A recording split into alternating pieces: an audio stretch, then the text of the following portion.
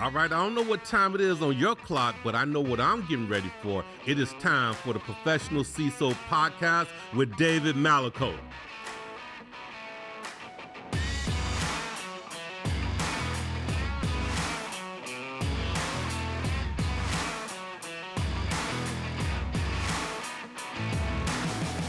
Welcome, one and all, to the Professional CISO Show. I'm your host, David Malicoat. This show is an exploration of the topics necessary to make the role of the CISO professional. All right, gang, exclusive episode today. We have an interview with Joe Sullivan. He's the former chief security officer of Uber. He was the first corporate executive in the United States to face federal prosecution for the handling of a data breach.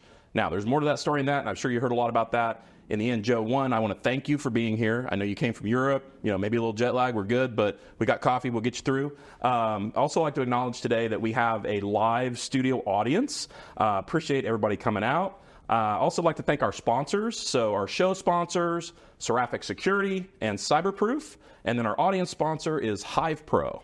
All right, gang, here we go. Right into it, because normally I got a lot of fluff in the first part of my show. I like to get the human side of the story. So can you tell our audience, Joe Sullivan, single digit age, maybe double digit age, when did you first connect with technology? Yeah, it's funny, I grew up kind of without a lot of technology. My dad's an artist and my mom was a writer and school teacher. And but I grew up in Cambridge, Massachusetts, and we were right in the shadow of MIT. And so we just started getting exposure to technology very early. I always thought I wanted to be a lawyer, so even though I'd never met a lawyer growing up. And so I decided that I was going to go to law school, and I went to law school. And that was the first time I met a lawyer, when I was in law school. Oh. And the thing I always wanted to do was go work for the government. Mm-hmm. And I did that for the first 8 years of my career. I worked for the U.S. Department of Justice, other than a brief stop in private practice after a year. And I realized going back to the government would be more fun than working in a law firm. Right. But very early on, I was the person in the U.S. Department of Justice who convinced the government to give me a direct internet connection to my desk in 1995. Wow.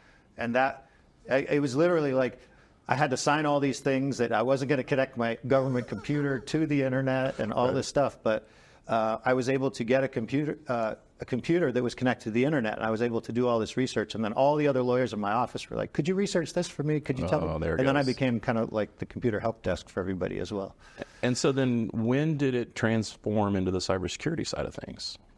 Pretty soon after that, in 1997, while I was working as a federal prosecutor, I was the only prosecutor who had a computer on their desk. Mm-hmm.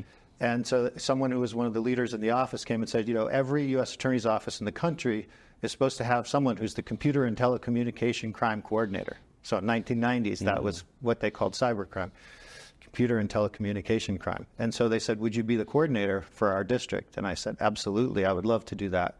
And as a result, I got another special giant computer and all kinds of specialized training. And after doing that, so I was technically a white-collar prosecutor, but about half my cases within 2 years were cybercrime cases.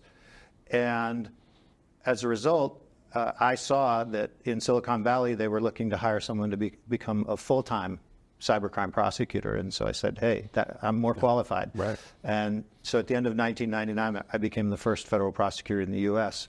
who was just doing tech crime prosecutions. And then how did you parlay that into CISO position? After a few years of doing that full time, I like to think of it as like I did during the dot-com boom. I was in Silicon Valley on a government salary, and everybody else was acquiring equity. Right. And so we were at the point where we wanted to buy a house and have kids, and coincidentally, eBay started recruiting me, and so I was on the fence because I liked being a prosecutor. I liked working for the government. And one of my mentors, he had been a federal prosecutor, a very well-known one. He'd prosecuted Aldrich Ames back in the day, who was a major spy. Right. And so that was a very famous case that he had won. And then he had come out to Silicon Valley and gone to work at eBay. And eBay realized in those early days that, it's funny, like, the founder of eBay had this motto that was, people are basically good.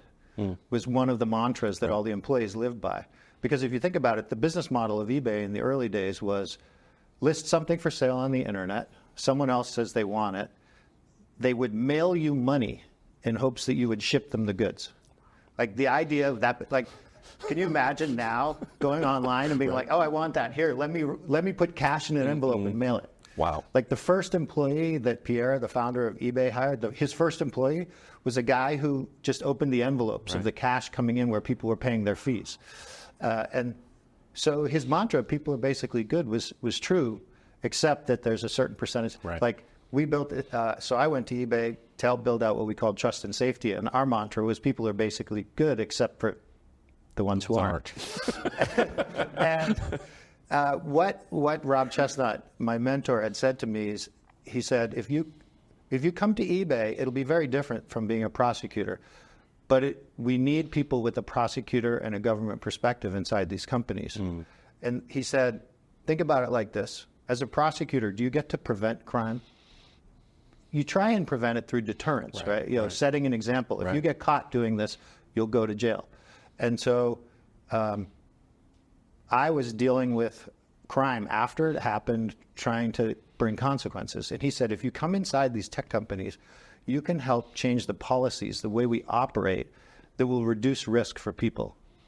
And to me, that was really appealing. Right. And I think that's a lot of what we do in the cybersecurity profession today is we are the people inside the company that's thinking about the edge case, the risk, the people who, you know, when the product experience was designed, you know, they're the edge case that the product leader is. They kind of accept that it might happen, but they're so excited about the revenue from the 99%. And so there need to be people inside organizations like us who are speaking up. Today's episode is brought to you by Seraphic Security, the browser security experts. If your team relies on web-based tools and applications, browser security is essential, especially with threats like phishing, ransomware, and data leaks on the rise. Seraphic's innovative solution protects every browser in your workforce from these risks, securing every click, login, and transaction without impacting productivity. Whether you're in healthcare, finance, government, or tech, Seraphic keeps your data safe and your team focused. As workplaces adopt new technologies, browser security needs are evolving. Seraphic is built for today's challenges, enabling safe browsing for employees on their own devices, allowing secure access for contractors, and even enabling adoption of generative AI applications securely so your team can stay productive and innovative without compromising on security. With Seraphic, you can reduce your dependency on costly VDI solutions, protect your data and user activity from third-party risks, and enable a flexible work environment, all while meeting strict governance requirements. To learn more or to book a demo, visit seraphicsecurity.com. Seraphic, making every browser your safest workspace. Okay, so premise of the show, right? We talked earlier about how this all came about. Most people know already. Do you believe that we need to professionalize the role of CISO? If you do, what does that mean to you, right? And love to definitely hear what it means to Joe Sullivan. Yeah, I've been thinking about this a lot over the years, and I always, like when I went into eBay, it was the idea that I needed to be able to understand the product. I needed to understand the customer to be able to advocate with the product leader and the CEO and everyone else. And I think that's a core part of what our job is. So I came into the role with a legal background, and I think that gave me a bit of an advantage because I was used to arguing my point of view. Probably because I was a prosecutor, I was a little too like, too much? I wouldn't say I was aggressive, but like as a prosecutor, you kind of get this like self-righteousness a little bit, you know, because you represent the government and you're underpaid and you're doing it for the right reasons. And so that doesn't really work well in corporate America. Right. So it had to be more, I had to learn how to argue based on the experience of people and our impact to our brand and things like that. And I noticed that a lot of the other people, I didn't become the head of security when I was at eBay and PayPal, but I got to be at like one level below. Right. And I went to Facebook in 2008 when Facebook was a small company, smaller than MySpace. And it was just a few hundred employees. And I became the chief security officer there. So I was responsible for all the different kind of safety and security risks that we had that we were creating in the world. We were creating lots. And so I was very fortunate at Facebook. They knew that I needed to develop. I was given an executive coach. I got mentored by some of the other executive leaders. And when I looked at a lot of my peers, so I became a CSO. I was also fortunate that there was this small group of security executives called the Bay Area CSO Council. Mm-hmm. And they had a rule that like no more than 25 in our group. We meet in person monthly, and if you don't show up for 10 in the year, you're kicked out. Right. And so it was a very nurturing group. Like we read books together. So I early on had a lot of mentoring in my kind of executive path. Right. And I got a lot of exposure to executives. And I started working with other security leaders, and I realized a lot of them don't get that and haven't gotten that yet. Right. And so they're coming from a very different background. For starters, most are coming out of maybe an IT security background or a GRC background. And so they don't have as much practice standing in front of an audience and communicating the importance of what they're advocating.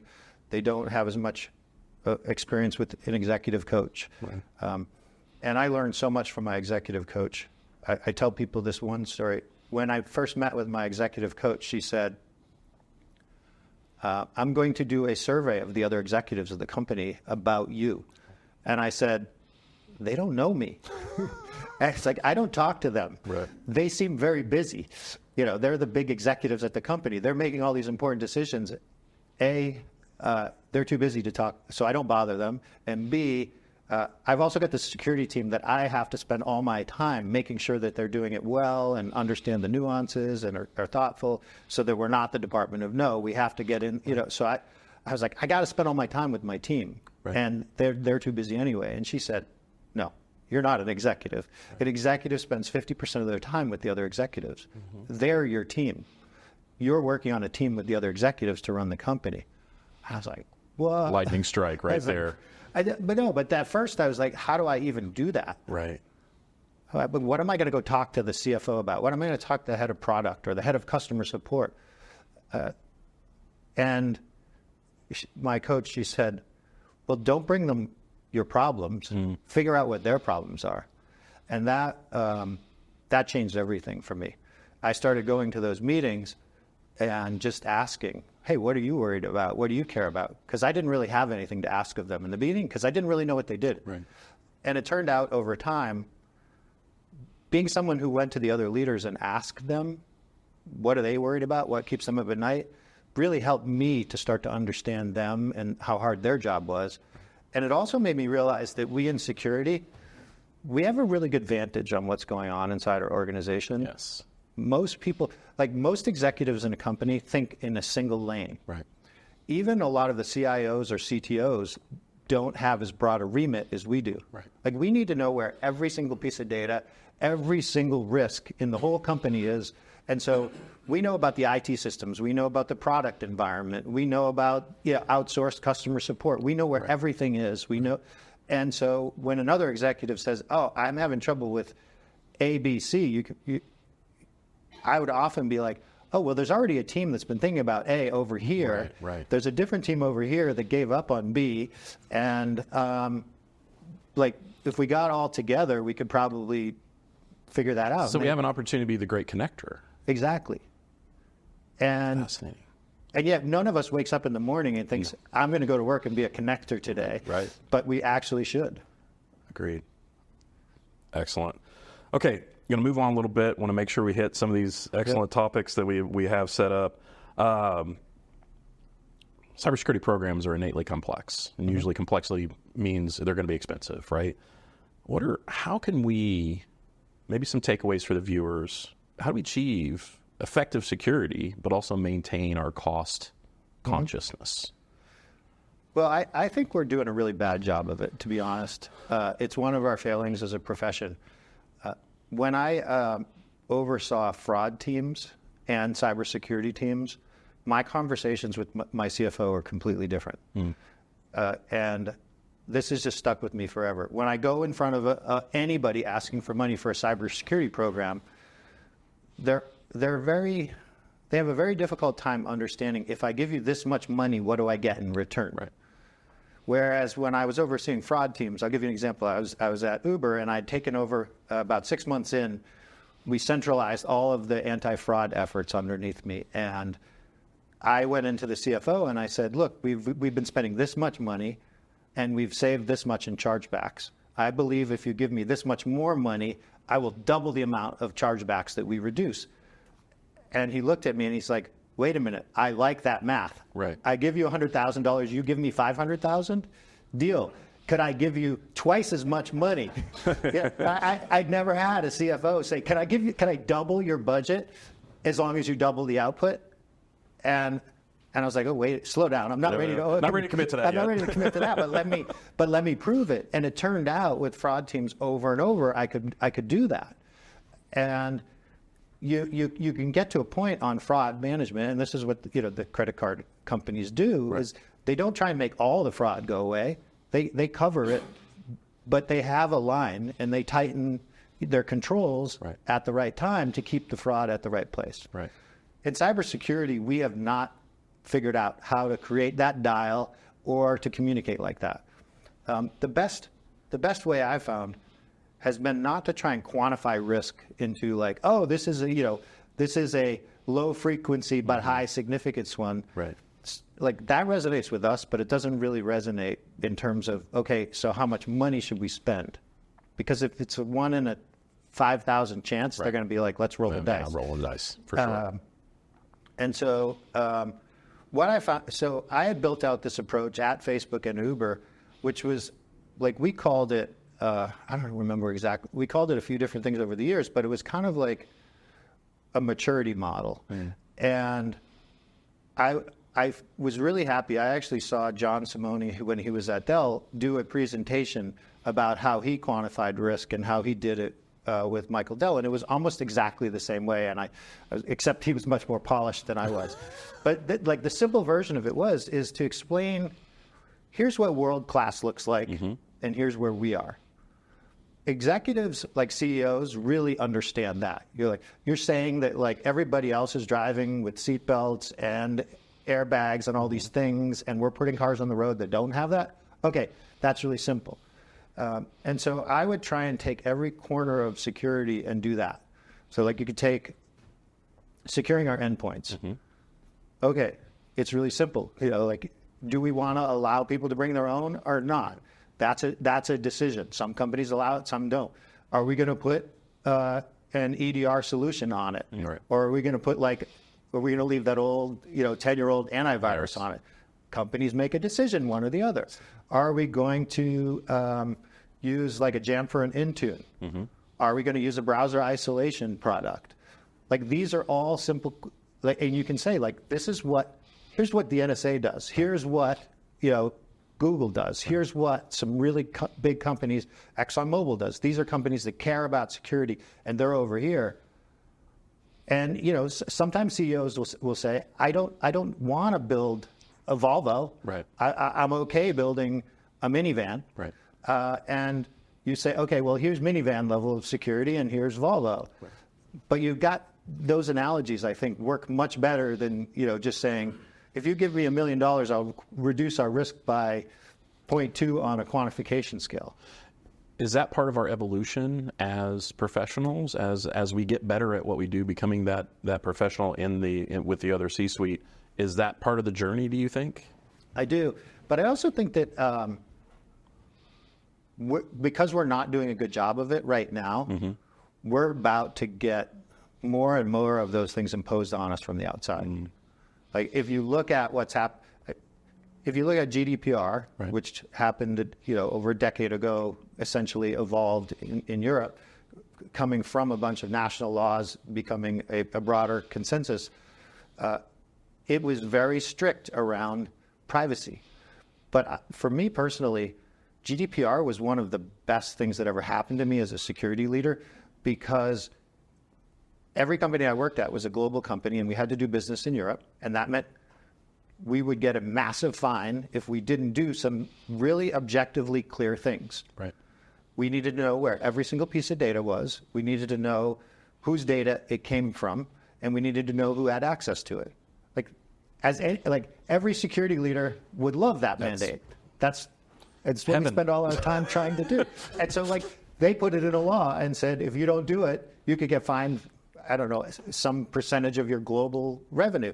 And that's scary to companies. And so I was able to get a lot done. Right. And like, the companies I worked at, they were very economically rational. They're like, well, we're not going to create two versions of our product, one for Europe that has all those privacy controls and one for the US that doesn't, because the US doesn't have a law. It's just, you don't fork your product like that. You create a single product. And so as a result, regulation forced on us an objective standard.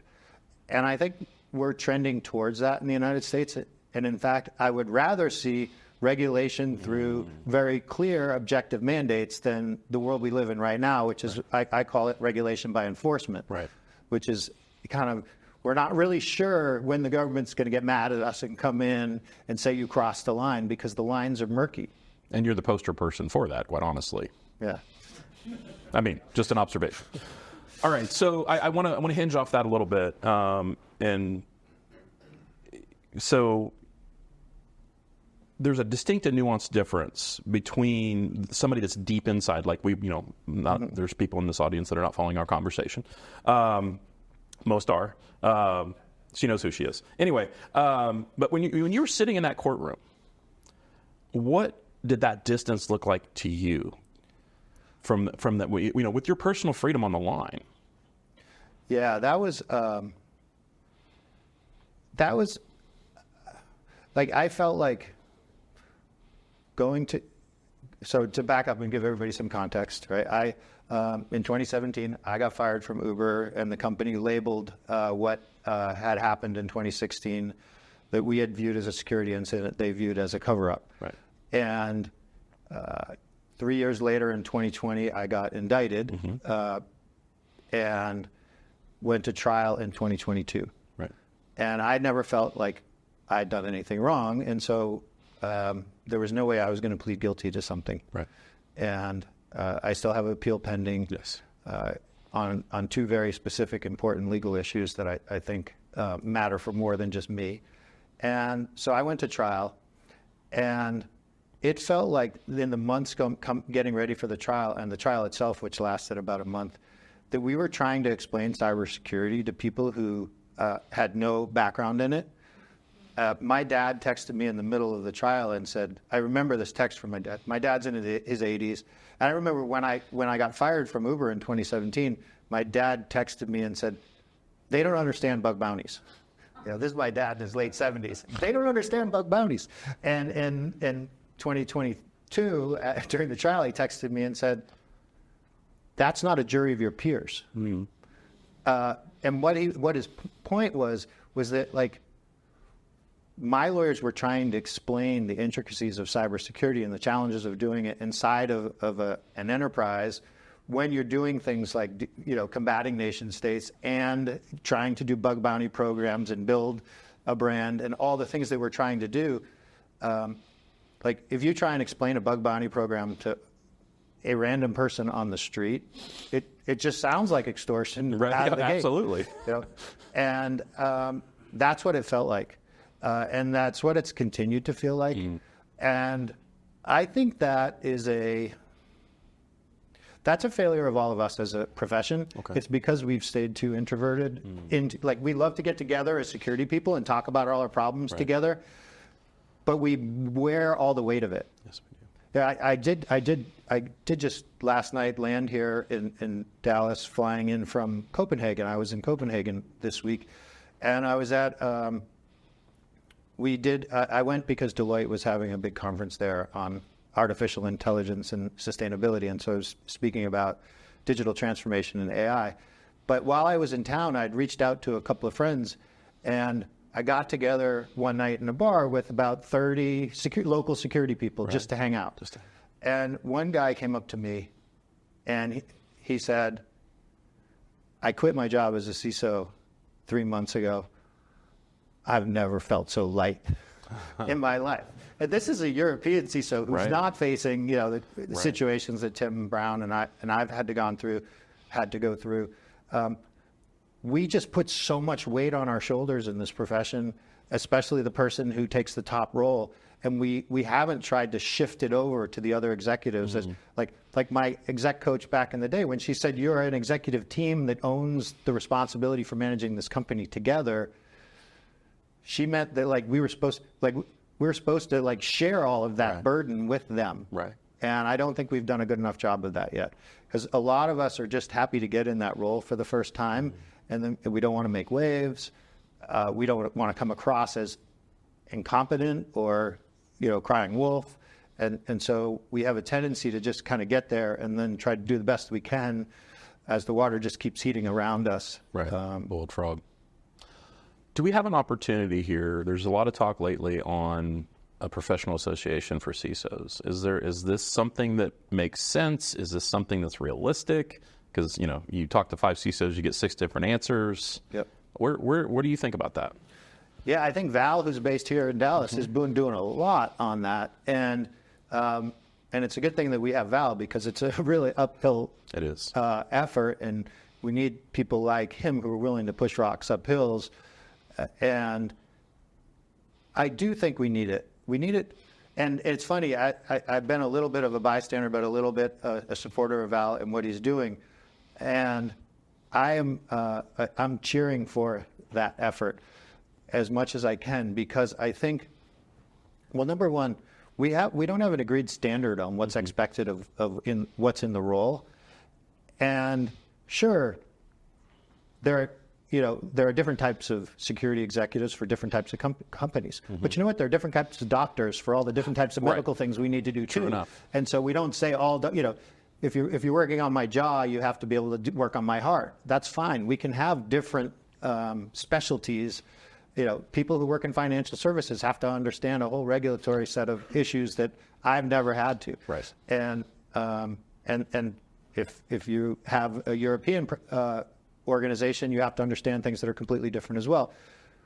We tend to look at those complexities and think, oh, that's too hard to create an association or something like that. The way Val's doing it, I think, is the right way. He was thinking, he and a couple of other people have been thinking for a long time of, how do we get that insurance and protection for the role that comes with some of the other roles? And when you talk to the insurance companies, they say, well, how can we insure a role that you can't even define for us? And so it's kind of like, in order to get to a place where we're treated like real executives, we have to start imposing more on ourselves around expectations, accountability, et cetera. Like the first question I asked Val when I sat in on one of the discussions about this association, I said, are you going to say no to some people who have the title? Are you going to say, no, you're not allowed to be a member of our association because you got promoted yesterday and you have no experience in cybersecurity, even if you have the title? Right. And he said, yes, we have to do that. Which is kind of scary for all of us. And I start thinking, wait a minute. It's like, I came in through a law degree. I'm not qualified. Right. But we have to go in that direction. And it's only if we go in that direction that we're going to get the respect. We're going to get the backing and the backstops that we need to do it well. Well, one of the observations I had was you had written recently or spoken on the CEO that's going to come for them, right? That they will get held accountable. But at the same time, they have organizations such as the National Chamber and Small Business Association kind of backing them, where we don't have anything like that. So I think it's kind of like PCI back in the day, right? Where they woke up and said, well, either we regulate ourselves or we're going to get regulated. Right. So that's kind of my observation that I've seen. We've got to do something. I think it's just aligning behind what that is. Well, yeah, and I ended up, I had that trial. I lost the trial in October of 2022, and then I had a 8-month period before I was sentenced in May of 2023. During that 8-month period, literally hundreds of people sent letters to the judge on my behalf. Right. And the judge just dug in really deep. He'd sat through the whole trial, so he'd heard all the evidence, and then he got to hear from a lot of people before my sentencing. And the judge at the sentencing, I thought he was amazing because he was so well prepared. I did feel like I was being judged by somebody who understood. And I also felt like he was talking to everybody who's watching us, not just me. Right. And he put it on me to go and talk about it. And one of the most important things he said to me was, actually, he didn't say it to me. He turned to the prosecutors and he said, I don't understand why the CEO isn't here. One of my daughters, right after the hearing, said, Dad, your autobiography should be called Where the Fuck is Travis? Sorry, I shouldn't have You're said fine. that. You're good. But that was the message from the judge. Right.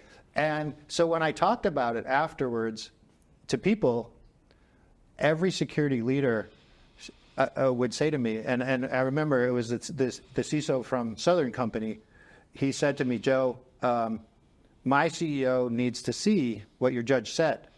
Where is it? And I was like, oh, it's in the sentencing transcript. He's like, that's not good enough. Right. And so I wrote an article, and I titled it, The CEO's Next. Yes. And Dark Reading was good enough to publish it. They did, yep. And I wrote that because so many security leaders had said, could you tell everybody what your judge said about the CEO? Right. And the interesting thing is we're starting to see the trend go in that direction. When Change Healthcare incident happened, who was testifying before Congress? CEO. Not only was the CEO testifying before Congress, but the CEO was being forced to talk about multi-factor authentication. Yes. Like, what's better than watching a CEO have to explain their shortcomings on why they didn't, in some edge case, get multi-factor in place?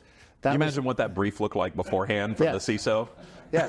So I do a lot of consulting projects with companies right now, and one of the things I say to the CEOs, you should watch that video. You don't want to be that CEO. Right. And that's what they need to hear. That's what they need to see. CISO, when they did their Secure by Design initiative, that's kind of getting momentum right now, who do they ask to sign? CEOs. The Drizzly case, the FTC sanctioned the CEO. And I hope that we're going to see more and more of that. I would love to see the alignment across, right? Because between you and Tim, it's out of bounds, right? It's that idea that, as we were talking ahead of time, and I think everybody tends to know this, Tim was 4 layers deep in the organization. He wasn't even a CISO at that point in time. And to go after somebody that we all know, as again, back to the inside and outside idea, we all know that sitting inside, I don't have control of how that code's patched. I have no control over that, right? I can tell you need to do it, but in the end, I can't say go do it, right? Yeah, I mean, I'm not saying that I want the government to go after a bunch of CEOs, but I think that if the CEOs knew that they were in the spotlight, what they would want is the thing that we all want, and that I was talking about earlier, objective standards. Right. Like that's what CEOs want. They want to know where are my lines. If I need to spend money over here, I'll spend it. If I don't need to, I won't, because I would rather do something And then the else. propensity of we talked about earlier, the risk factor, right? So if you don't give me those bright guidelines, now I'm going to shade toward the riskier side of the equation because I don't see anybody getting held accountable. So I'm going to go to the riskier side, right? Okay, so have we figured out, and maybe it's more of have you figured out what's the ripple effect of your case? Like, and it's not over yet, of course, but like, is it yet unknown? Or I think we have certain learnings, of course, but like, what is the long-term impact of your case, you think? Cyberproof is transforming the way businesses defend against cyber threats. They offer tailored, cloud-native security services that are designed to meet the challenges of today's complex IT environments. Their teams integrate seamlessly with your existing tools, providing a single pane of glass to monitor and respond to threats in real time. They specialize in reducing the time to detect and respond to incidents using advanced automation, machine learning, and behavioral analysis. With 24/7 detection and response, they minimize alert fatigue and increase your SOC's efficiency. Their experts are ready to collaborate with your team, offering full transparency and continuous improvements to your security defenses. With Cyberproof, you'll gain the ability to act faster, respond smarter, and stay one step ahead of emerging threats. Cyberproof, better security together. Yeah, I think it's hard to predict right now, but in the short term, there are some negative impacts. I do know too many good people who have said to me, I've noticed the water getting too hot. Right. I'm getting out. I know too many good people who have lots of good experience who are not taking on the role, who'd rather do something different because of the risk. And that's the worst possible outcome that we could have as a result of my case. Like, I think I mentioned that this is a world of regulation by enforcement right now.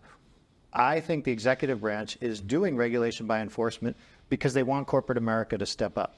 Like, if you read the Biden administration's 2023 cyber policy documents, they're very clear. We are shifting responsibility to the organizations that have the resources. I think we could all agree. We don't do enough for cybersecurity. Too many people get hurt through the internet right now, across the planet. And those people don't have the resources to protect themselves. They don't have the education to protect themselves. It's the elderly, it's kids, it's people who are, think that they're investing their life savings, and they're getting tricked and deceived, and there's not enough accountability somewhere. And so we've got to do more as a society. And so I don't fault the executive branch for trying to do stuff. The challenge is that they don't have laws. They don't have that clear, bright line law. And so they're trying to make some rules, but without the power of Congress, And so what they're doing it is by precedent, like that old fashioned kind of common law approach is like, all right, we'll punish a couple of people and then that'll be see if it sticks. And to go from there, Okay, so that begs the question. Recently, there was the Chevron doctrine decision where basically it backs off these regulations that a lot of these executive branch agencies make. What impact is that going to have? Because if we're trying to move towards something, we're saying don't do it this way. Obviously, we want a law. That would be the preference, right? But if it backs off, does it become the Wild West? Well, first off, I don't think any government agencies are going to back off because of the change. Okay. Think about it from the standpoint of, and this is something that I've had more time to reflect on than anybody, which is being on the receiving end of a government action is really scary. Yes. Having the United States government come after you as an individual without a corporation standing behind me is a really, really lonely place. Yes. And most people in that situation, they're going to try and, I understand why 99% of criminal cases end in a plea. Because I had to make a decision. Do I go to trial? I could have pled guilty and ensured that I didn't have to go to jail. When I went to that sentencing hearing, the government was arguing in court that day that I should go to prison for 15 months. I'd be in prison right now if they'd had their way. And so most people close up and do a deal. There was just an announcement, I think in the last week, that 4 of the companies that were connected with the SolarWinds compromise. So for people who weren't paying attention, the SEC went after SolarWinds and Tim, but then they also, reached out to a whole bunch of other companies that had the SolarWinds software and basically said, tell us how you responded when you heard that SolarWinds was popped. And those companies, I think a lot of them were in a situation where they might or might not have had to respond to the SEC. And what we saw last week is that 4 of them agreed to pay some money to move on. We don't know whether those companies did anything badly or not. The only thing we can tell from the outside when a settlement like that happens is that the company decided we can pay $1 million and make this whole thing go away. It's a risk and equation. Just move on. It's a risk equation. And so whenever I see these settlements, I don't assume rightness or wrongness. I assume it was a business judgment, decision. The cost of continuing to fight versus the cost of closing up. And that's one of the things that I don't know anybody who works at SolarWinds, but the fact that they've been willing to continue to fight and stand behind the person who was their head of security, who the SEC labeled an officer, even though he had never been told he was an officer. The fact that the company has continued to support him and to fight. It's amazing. I always look at it from the outside and I think, at what point is it economically not rational for the company to keep supporting him? And I think that was probably years ago. It's great to see principled action right? Because I think we don't have a lot of that these days, especially from a corporate perspective. So it definitely took some courage of those of that team for sure. Okay, we've talked all about. I want to kind of ramp it up a little bit with you personally. Where do you want your legacy to be? Flash forward 10, 15 years, right? And we're looking in cybersecurity history books. Where does Joe Sullivan fit into that? Well, the thing that I care about and that I've always cared about is that the government and the private sector work well together to keep people safe. And so for me, the hardest thing about my case has been that I effectively stand for the opposite of that. I'm not the poster child of doing that, even though I spent 20 years doing that. Like I was just in Copenhagen, and they were like, "When was the last time you were in Copenhagen?" It was like, "Well, I was here 20 years ago with the FBI doing training for your national police." I traveled all over the world trying to get the police and the private sector to work together, and I had been doing that for a long time. And so that's what I'm trying to get back to doing. It makes it a little hard when you have a felony conviction and the government is still not your best friend. Right. But I think that has to be like the long term. If we want the world to be a better place, we need the public and the private sector to work well on cybersecurity, because we can't just punt it all over to the government, because all the data, all the insights, all the ability to keep people safe is in private data centers. It's in private hands. Like that was one of the insights like I've had, is that in general we created government as people. Why did we have government? To protect us. And to move some responsibility off of our own shoulders. And one of the main things that the government's supposed to do is to keep us safe from outside attacks. And they've completely failed in the cybersecurity context because of the way the internet works, and because of the fact that all the data is in the hands of the private sector. I had a conversation just a few months ago with someone from the NSA, and he said, "You don't want us to step up and solve all your cybersecurity problems, because if you have us do that, then you have to give us all the data. And raise your hand if you want to give all the data to the United States government. You don't. And so we have to have a different model than we've ever had for safety in the context of technology, and we haven't totally figured it out yet. So I want to keep pushing us to figure it out." Last question before we get to 10 questions with Joe Sullivan. Younger practitioners, managers, directors wanting to be CISOs, wanting to be on that path, even the ones that just got that job, maybe even some of the experienced ones, maybe some of the ones sitting in this room. What is your message to them? Like, what if you could just talk to each one of them? Like, tell them what would be your message to them?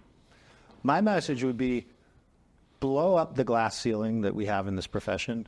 Like, become that real executive. Like, why don't we see, I've met a lot of CEOs. They came from finance. They came from product. They came from engineering. They came from sales. They came from marketing. They came from HR. They came from every other department in the company except for security. Maybe, sure, cybersecurity startups aside, but that's just a little niche. Generally speaking, when are we going to see CEO of a public company who came up in the security profession? Why don't we see it? It's because those of us who've been in the profession for a longer period of time, we never thought of it as a profession that would lead to that type of opportunity. And I think that for us to be a successful profession in the long term, we need people who don't see that ceiling, who think, I saw recently a CISO talking, and he said, "I want to own a P&L." And I was like, that's the direction. There you go. That's a person who wants to be a business leader. And I'm starting to see a few of this next generation of security leaders step up like that, and I want to see way more of that. Excellent. Okay, well, now it's time for 10 questions with Joe Sullivan. Joe, what's your favorite word?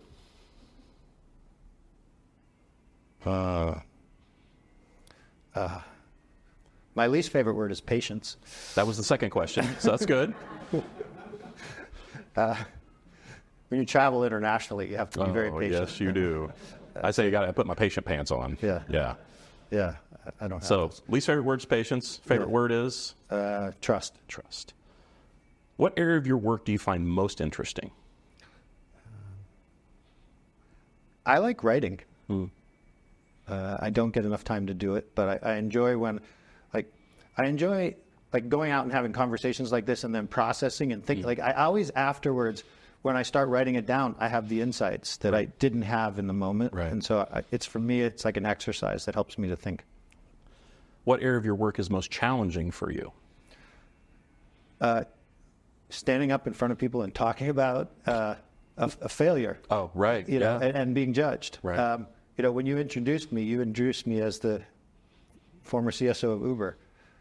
That was the shortest job of my career. Right. You know, you've done a lot more than that. I was the CSO of Facebook for 7 years, and I was the CSO after Uber of Cloudflare for 4.5 years, and those are amazing companies that I got to be a part of. And you know, I also spent 7 years with eBay and PayPal, and 8 years with the Department of Justice. So, but we talk about that little 2.5 year stop because it's important, the lessons, and I guess we learn more from our failures than our successes. Right. What sound or noise do you love?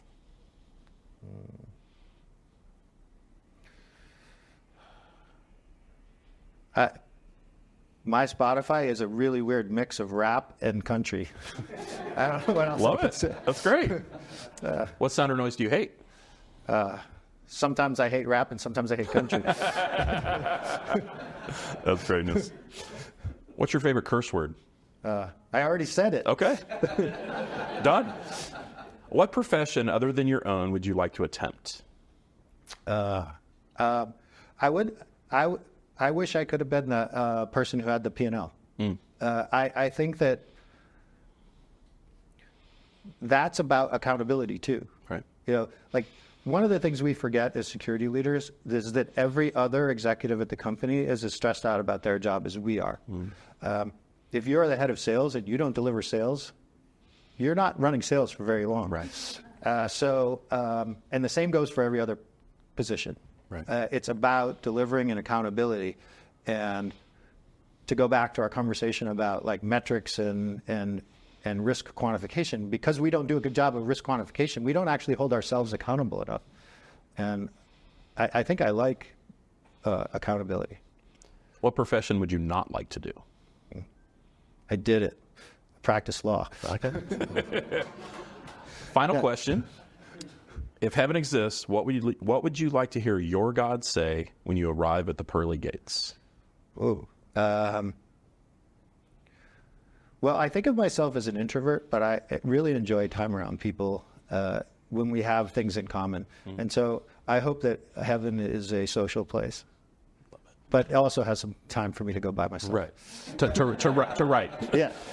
Ladies and gentlemen, Joe Sullivan.